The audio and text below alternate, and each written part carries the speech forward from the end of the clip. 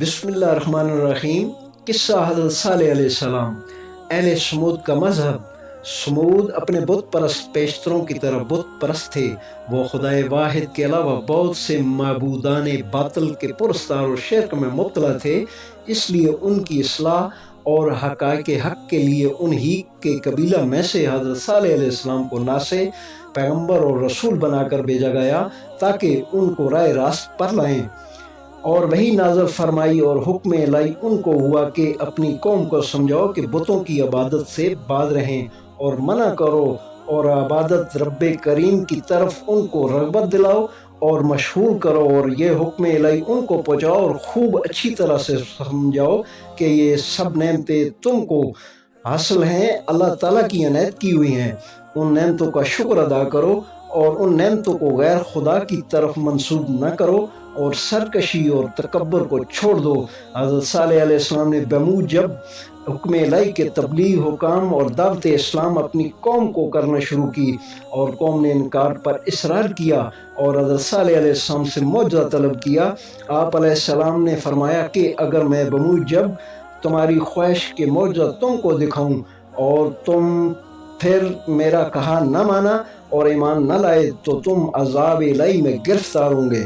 ان لوگوں نے اس بات کا یقین نہ کیا اور کہا کہ ہم سب فلانی تاریخ ہر سال شہر کے باہر جاتے ہیں اور پوشاک اور زیور سے بتوں کو آراستہ کر کے باہر نکلتے ہیں اور حاجتیں تمام سال کی ان بتوں سے اس دن مانگ لیتے ہیں اور وہ ہم کو دیتے ہیں۔ تو بھی اس دن ہمارے ساتھ چل اور اپنے خدا سے اپنا مطلب طلب کر، دیکھیں تمہارا خدا کیا دیتا ہے۔ حضرت صالح علیہ السلام نے اس بات کو قبول کیا اور اس دن جس دن کا وعدہ ہوا تھا سب کے ساتھ باہر نکلے، اور تھوڑے سے لوگ جو حضرت صالح علیہ السلام پر ایمان لائے تھے وہ بھی ان کے ساتھ ہوئے، اور جب عیدگاہ کو پہنچے دیکھا تو بتوں کو نہایت زیب و زینت کے ساتھ آراستہ کر کے اپنے سامنے تختوں پر بٹھایا،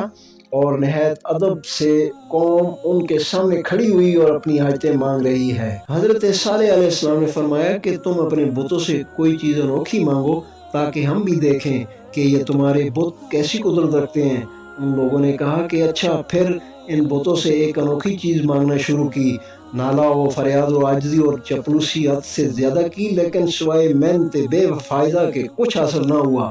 آخر عاجز ہو کر بیٹھ گئے۔ تب حضرت صالح علیہ السلام نے فرمایا کہ اب جو تم کہو میں بھی اپنے خدا سے مانگوں، اس کی قدرت کو بھی دیکھو کہ کیسا اپنے بندہ خاص کی فریاد رسی کو پہنچتا ہے، اور جو مانگو سو دیتا ہے۔ جندہ بن عمرو نے ان کے سرداروں میں سب سے بڑا سردار تھا۔ دوسروں سے کہا کہ ان سے ایسی چیز طلب کرنی چاہیے کہ عقل کے نزدیک محال ہو تاکہ ان سے لائی نہ جائے اور ہمارے بتوں کی بھی عزت و آبرو باقی رہ جائے، ورنہ ہم خفیف اور ذلیل ہو جائیں گے۔ سب نے کہا کہ تو ہمارا سردار ہے اور عقل اور دانائی میں سب سے زیادہ ہوشیار، تو کوئی ایسی چیز تجویز کر کے یہ عاجز ہو جائے اور نہ لا سکے۔ تب جندہ نے حضرت صالح علیہ السلام سے کہا کہ اس پہاڑ کے پشتے سے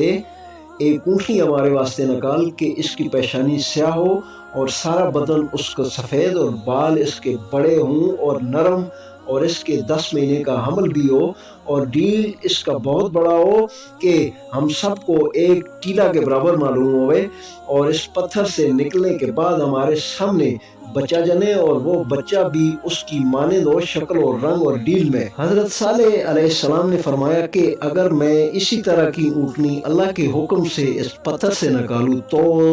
تم ایمان لاؤ گے اور حق تعالیٰ کے دین اور حکم کے فرما بردار بنو گے۔ سب نے اقرار کیا کہ اگر یہ امر ظہور میں آئے گا تو ہم سب ایمان لائیں گے۔ حضرت صالح علیہ السلام سے اس بات پر عہد اور پیمان کیا اور کہا اور اقرار ان سے مضبوط لیا۔ پھر ان لوگوں کو جو ان پر ایمان لائے تھے اپنے ساتھ لے کر اس پتھر کے نزدیک تشریف لے گئے اور 2 رکعت نماز ادا کی اور درگاہ میں جناب الہی کے دعا میں مشغول ہوئے، اور ان مسلمانوں کو کہا کہ تم سب میرے پیچھے کھڑے ہو کر امین کہو۔ اور اس قوم سمود کے سردار میں فوج اور لشکر گردان گردہ کو گھیرے کھڑے ہوئے اور تماشا دیکھ رہے تھے کہ کیا ہوتا ہے کہ یکایک اللہ تعالیٰ کی قدرت سے اس پہاڑ کے پشتے سے آواز جانور کے چلانے کی آنے لگی، جس طرح جانور جننے کے وقت آواز کرتا ہے، یہاں تک کہ وہ پشتا پھٹا اور ایک اونٹنی جیسی اس نے طلب کی تھی ویسی ہی نکلی اور جنگل میں چرنے لگی، اور بعد ایک ساتھ کی اس کے بھی درزا شروع ہوا، اور اس نے بھی ایک بچہ جنا اپنے برابر قد و قامت میں اور شکل و صورت میں۔ اس ماجرا کو دیکھ کر لوگ ایک آواز ہو کر پکار اٹھے اور سب اس بات کے قائل ہوئے کہ حضرت صالح علیہ السلام کا معبود بڑی قدرت رکھتا ہے اور اسی پر ایمان لائی چاہیے۔ اور جندہ بن عمرو بمائے 6000 آدمیوں کے ایمان لایا اور اسلام سے مشرف ہوا، اور حضرت صالح علیہ السلام کے قدموں پر گر پڑا اور پچھلی تقصیروں سے نادام اور شرمندہ ہوا اور اس کی بخشش طلب کی، اور دوسرے سردار اپنے نفس کی شامت سے اسی انکار پر رہے اور اپنے فرمان برداروں کو بھی سمجھایا اور بھڑکانا شروع کیا کہ ایسے جادوگر پر فرفتہ مت ہو اور اپنے دین اور مذہب کو مت چھوڑو اور اسی پر مضبوط رہو کہ یہ وقت آزمائش اور امتحان کا ہے۔ بدبختوں نے اپنے رئیسوں کے بھڑکانے سے کفر کے کلمے کہنا شروع کیے اور حضرت صالح علیہ السلام کو جادوگر قرار دے کر پھر گئے۔ تب حضرت صالح علیہ السلام سے فرمایا کہ یہ تم نے خلاف عہد کیا ہے اور مجھ پر ایمان نہ لائے۔ اب تمہارے بچاؤ کی عذاب الہی سے یہ صورت ہے کہ اس اونٹنی اور اس کے بچے کو نہایت تعظیم سے اپنے ملک میں رکھو، کسی طرح سے اس کو رنج مت دو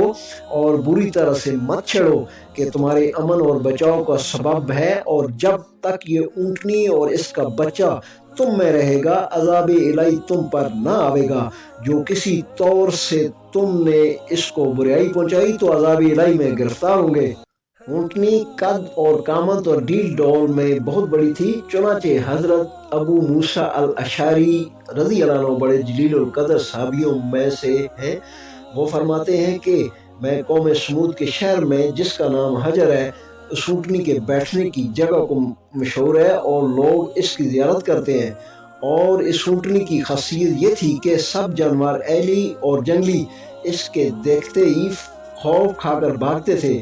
اور جس جنگل میں وہ چرتی تھی کوئی دوسرا جانور قدم نہیں رکھ سکتا تھا، اور جس کنویں اور تالاب اور ندی پر وہ پانی پینے کو جاتی تھی تو سب اس کا پانی پی لیتی تھی، اور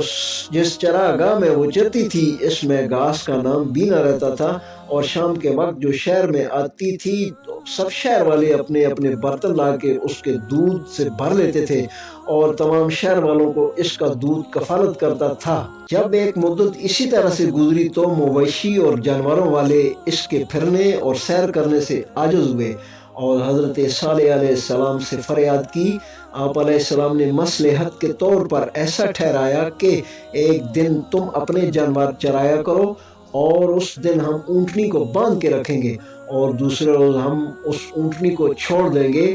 اس دن تم اپنے جانوروں کو باندھ رکھو۔ اس قول اور اقرار پر ایک مدت تک گزران کرتے رہے، لیکن شہر والوں پر جو جانوروں کی پرورش کا ذوق اور شوق رکھتے تھے یہ قیمت بھی گران گزری، اور اپنے دلوں میں کہتے تھے کہ کسی ہیلے اور تدبیر سے اس اونٹنی کو یہاں سے دور کیا جائے تاکہ ہمارے جانور اچھی طرح سے فراغت سے پانی پیئیں اور کھایا کریں، لیکن عہد ٹوٹنے اور قول اور اقرار کے خلاف ہونے سے خوف کھاتے تھے۔ اس درمیان میں ایک نوجوان اسی قوم کا نہایت شرح پشت اور دنگی تھا، اس کا نام قزار بن سلف تھا۔ وہ ایک عورت فاحشہ پر عاشق ہوا۔ ایک روز اس جوان یعنی قزار نے اس فاحشہ سے کہا کہ کب تک یہ اشنائی چوری چھپی رہے گی، کھل کر تو مجھ سے نکاح کیوں نہیں کر لیتی کہ عمر بھر ہنسی خوشی سے گزران کریں۔ اس قبا نے کہا کہ اگر اس بات کا تجھ کو خیال ہے تو ایک فرمائش میری بھی ہے، اگر اس کو تو بجا لائے تو میں مال و اسباب اور لونڈیاں کے تیری فرمان بردار ہو کر رہوں۔ اور وہ کام یہ ہے کہ اس اونٹنی کو جس نے مجھ کو اور تمام شہر کو ایک رنج اور بلا میں ڈال رکھا ہے اور تمام جانوروں بے زبان کو بھوک اور پیاس کے عذاب میں گرفتار کر رکھا ہے، کسی طرح مار ڈال اور اس کی کونچیں کاٹ کے ہم بلا سے نجات پاویں۔ اور اس قبا کے جو جانور بہت تھے اس سبب سے اور لوگوں سے زیادہ اس کو اس اونٹنی سے دشمنی تھی، غرض یہ کہ قزار نہ بیکار نے اس ادنا اور خبیث کام کے واسطے ایسا بڑا گناہ کرنے کا اقرار کیا اور اس اونٹنی کے مارنے کی تدبیر میں پڑا، اور اپنے یاروں آشناؤں کو بھی اس کام میں اپنا رفیق کیا۔ اور ایک روز ایک گلی میں جو اس اونٹنی کے آنے جانے کی راہ تھی، اس کی راہ روک کے گھات میں بیٹھا اور اپنے یاروں کو بھی اس کوچے میں گھات کی جگہوں میں بٹھایا۔ تو جس وقت وہ اونٹنی چراگاہ سے پھری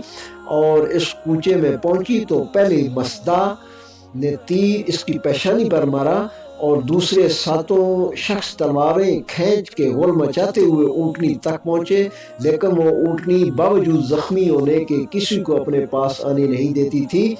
اور جس طرح حملہ کرتی تھی سب کو بھگا دیتی تھی۔ آخرکار قزار نابیکار نے اس کے پیچھے پہنچ کر ایک تلوار اس کی کونچوں پر ماری۔ کونچوں کٹنے ہی وہ اونٹنی زمین پر گر پڑی۔ زمین پر گرتے ہی جب اس کے یار ارد گرد اس کے پہنچے تو تلواروں سے اس کو پرزے پرزے کر ڈالا۔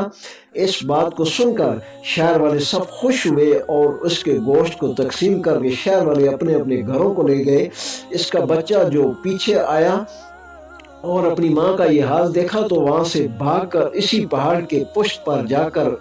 ٹھہرا۔ یہ خبر حضرت صالح علیہ السلام کو پہنچی تو افسوس کرتے ہوئے باہر نکلے اور شہر والوں سے فرمایا کہ یہ تم نے اچھا نہ کیا، بلکہ خدا کے عذاب کو قصد کر کے اپنے واسطے منگوایا۔ اب بھی بچاؤ کی صورت ہے کہ میرے ساتھ آؤ اور اس کے بچے کو اپنے ساتھ شہر لاؤ تاکہ اس کے سبب سے حق تعالیٰ کے عذاب سے بچ جاؤ۔